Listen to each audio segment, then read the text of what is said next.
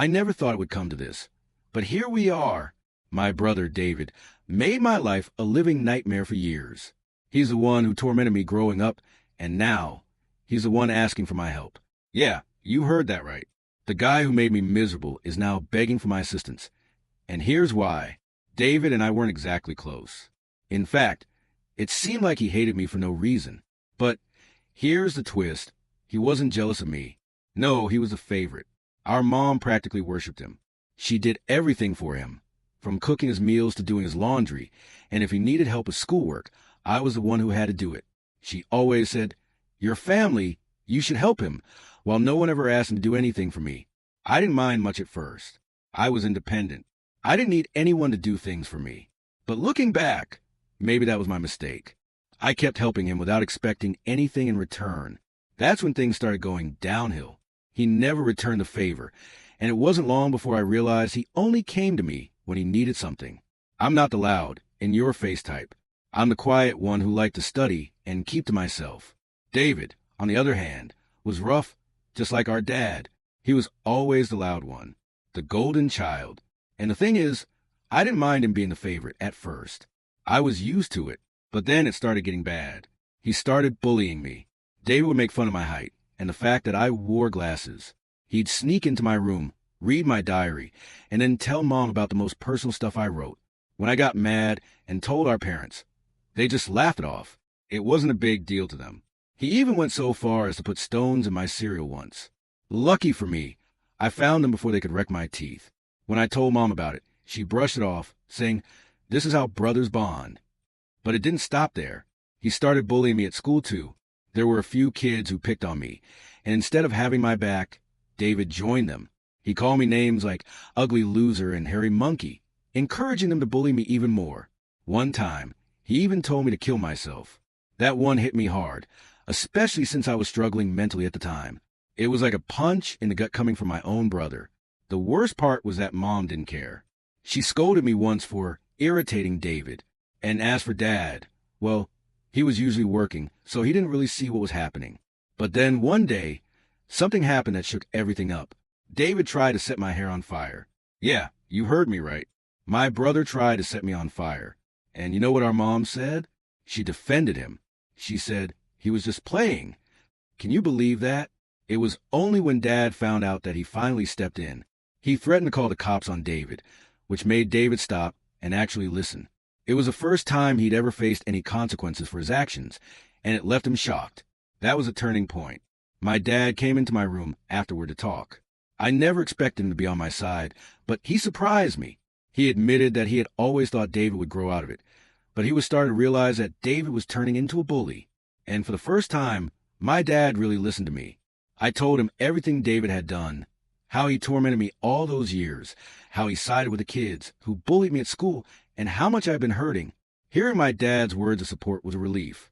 I almost broke down in tears right there. The next day, things started to change. Dad went straight to principal to make sure the kids bullying me got the message. There would be serious consequences if they didn't stop.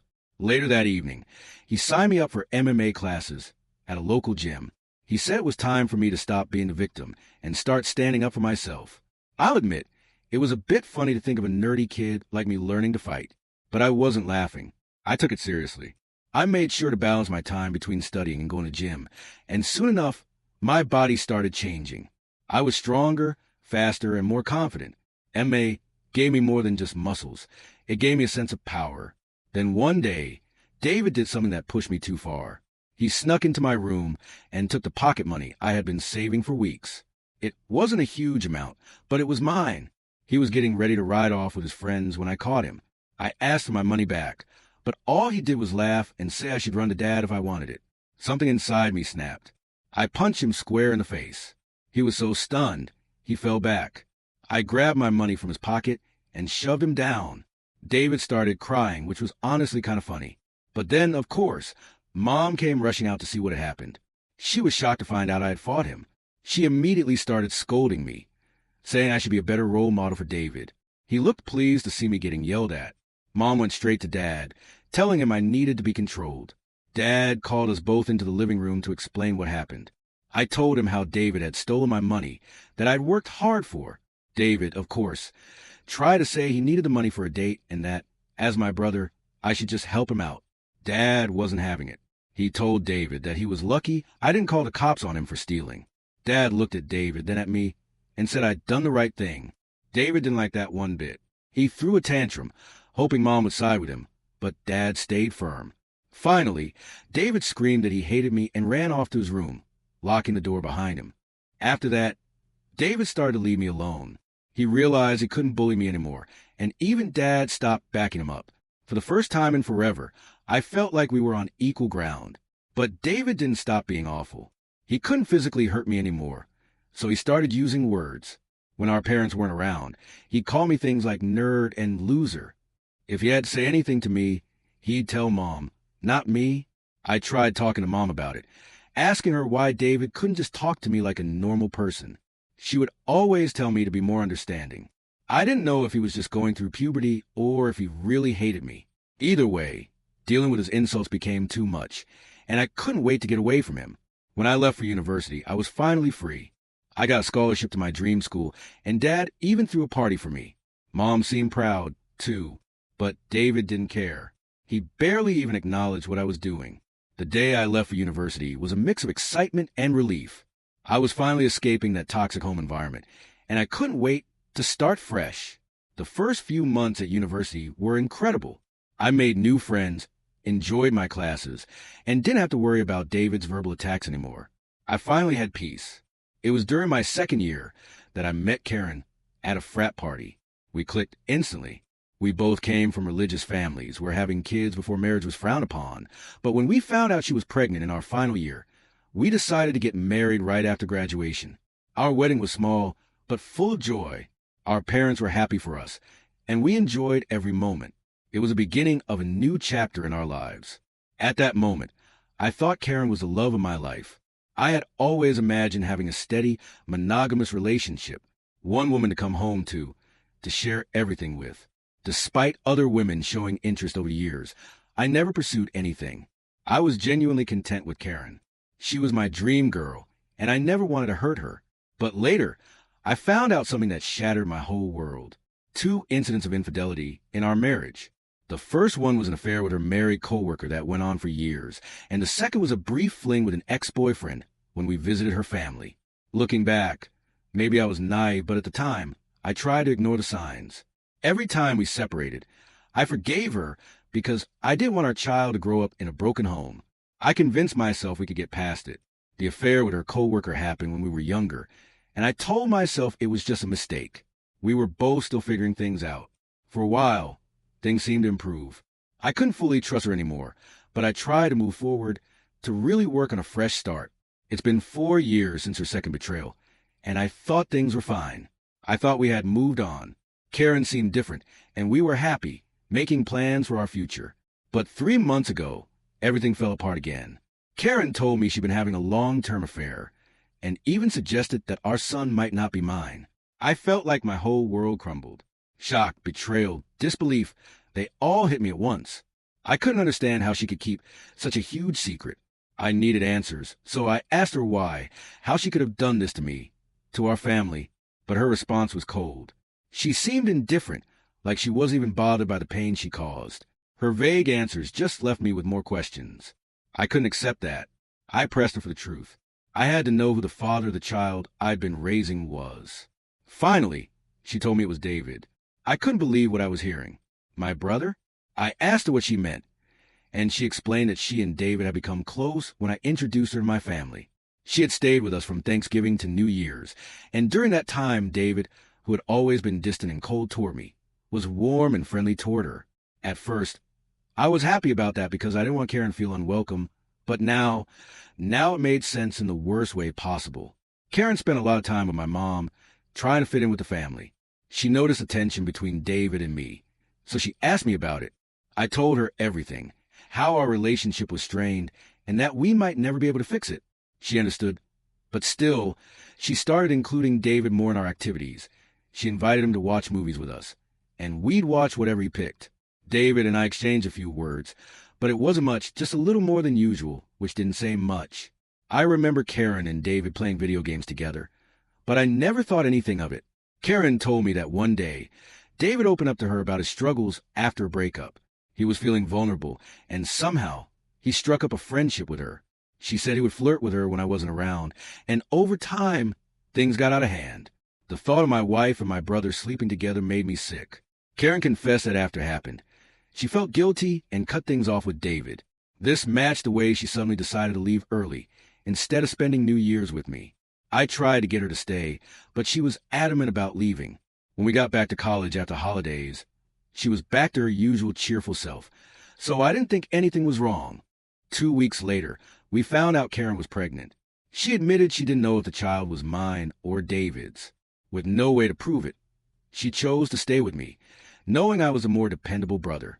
I couldn't believe what I was hearing. The son I had raised and loved might not even be mine. I asked Karen if she had been with David recently, and she slowly nodded. She told me they'd stayed in touch because their chemistry was undeniable. They would sneak off to hotels and lie to me, telling me they were working overtime. She confessed that half of her business trips were actually romantic getaways with him. I asked her why she married me if she wanted David. She said she didn't want to be the one to break off the marriage. She saw me as a good father to our son, so she decided to stay. In her words, she made a mistake and didn't know when to stop.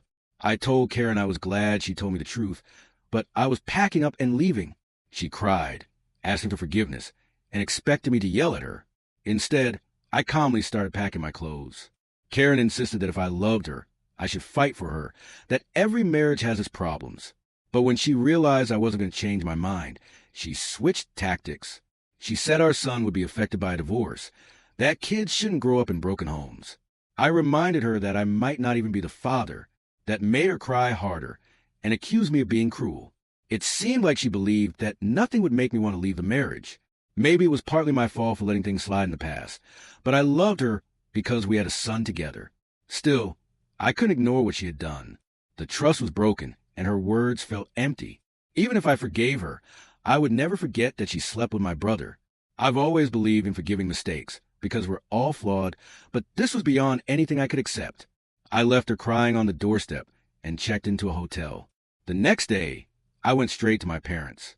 I told them everything about Karen and David, about their affair.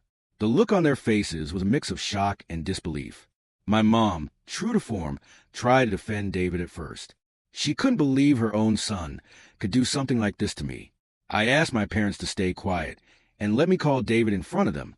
I wanted him to think it was a private conversation. When David answered, I confronted him about the affair. At first, he denied everything, refusing to take responsibility. But when I told him Karen had admitted to everything, he started blaming her. He called her characterless and said it wasn't his fault if women were attracted to him because he was the better-looking brother. I told him firmly that I was going to expose him to everyone. When David mocked me, saying no one would believe me because he was the golden child, I scoffed his arrogance and thanked him for confirming everything. Knowing our parents had heard everything, David went quiet, then stammered, tried to explain himself and salvage his image. My mother, still in shock, demanded an explanation from him. He tried to shift the blame onto Karen, blaming everyone else but himself. I could see my mom, who had always been protective of her favorite son, now feeling a mix of disappointment and anger. In that moment, a strange feeling of vindication washed over me. For years, I had dealt with David's torment, but now the truth was out. It was David who was exposed, his actions laid bare for everyone to see. As David's words faltered, my father, usually reserved in his expressions, couldn't hold back his disappointment. He asked me to pass him the phone, and when he started speaking to David, I could hear the weight in his voice. David, my father began, his tone heavy with disappointment. What you've done isn't just a betrayal of your brother. It's a betrayal of this entire family. You slept with your brother's wife and kept the affair going even after they were married. Your actions have consequences, and you've shattered the trust we had in you. He paused for a moment, letting his words sink in. I could hear David trying to say something, but my father wasn't done. I raised both of you to value family loyalty and decency.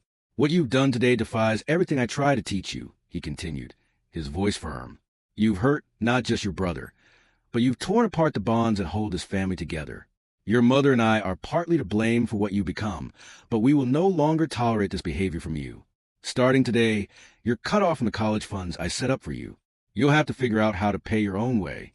I'm also stopping all financial support for your lifestyle. Do you think it makes you more of a man to sleep with married women? Let's see how you manage without my money." Throughout all this, I stayed calm. I wanted to scream at David, but watching my dad punish him felt like the ultimate revenge. David had underestimated the consequences, and now he was facing them. My mom, still trying to defend him, spoke up, but Dad swiftly ended the call, shutting down David's attempts to justify himself. Afterward, my mom came up to me and hugged me. It had been a long time since we shared that kind of moment. In that hug, I could feel her understanding, even if it was silent. She apologized for not believing me all these years. I never thought I'd be standing here, finally feeling vindicated and embraced by my mother. After that, my dad helped me find a good lawyer to handle my divorce from Karen. Her lawyer tried to play dirty, asking for alimony since I earned more than she did, but Karen's affair worked heavily in my favor. We also did paternity tests, and it confirmed that David was the father of the child. The pain of that discovery hit me harder than anything else. Finding out that the son I had loved and raised wasn't mine felt like a punch to the gut. Karen begged me to keep seeing the boy, arguing that he shouldn't suffer because of their mistakes. But every time I looked at him, I saw David and I couldn't bear it. After the divorce was finalized, I felt a weight lift off my shoulders. Moving into my own place felt surreal after marrying so young. I'd never had the chance to live independently before, but it didn't take long for me to adjust. I liked the peace and quiet. 2 weeks ago, my dad called me. He was considering changing his will because he didn't want to leave anything to David. Dad's a stubborn man, and once he decided to cut David out of his life, he stuck to it. David tried reaching out to our parents, even showing up at their doorstep, begging for forgiveness, but they refused to let him in. Even my mom, who usually gave in to his tantrums, seemed done with him. David never contacted me to apologize for what he had done. He didn't regret his actions. He was just mad about being cut off from the family. My dad told me he planned to leave everything to me, making sure David wouldn't be able to contest it later. He would leave David only $1. I was shocked. My dad had worked his whole life to build up his assets, retirement fund, life insurance, and it all added up to nearly $2 million. The only condition in his will was that if he passed away before my mom, she would stay in their house, but ownership would transfer to me. I didn't mind that at all. I wanted to take care of my mom in her final years. Somehow, David found out about the will. Unable to reach our parents, he called me yesterday, trying to make amends. He explained that he was struggling with college, that after Karen found out the truth, she had been pestering him for child support. He said he had no money and couldn't find a part-time job, so he begged him to talk to the family and help him start over. I laughed in his face. I told him I was done with him. I reminded him that he should have thought about the consequences before sleeping with my wife and getting her pregnant. David argued that I was being unfair and that Karen was also to blame, to which I agreed. But I reminded him that I had already divorced her, and now she was his problem, not mine. I told him that he shouldn't be calling me about her or the child. Those were the consequences of his own actions. David started raising his voice, but I cut him off. I reminded him that he was no longer the favored child in the family. He was the black sheep, the one who had slept with his own brother's wife. At that moment, David started crying. He told me how everyone, our grandparents, relatives, had turned their backs on him. While that was true, it wasn't really my concern anymore. I told him we were done, and he should never call me again.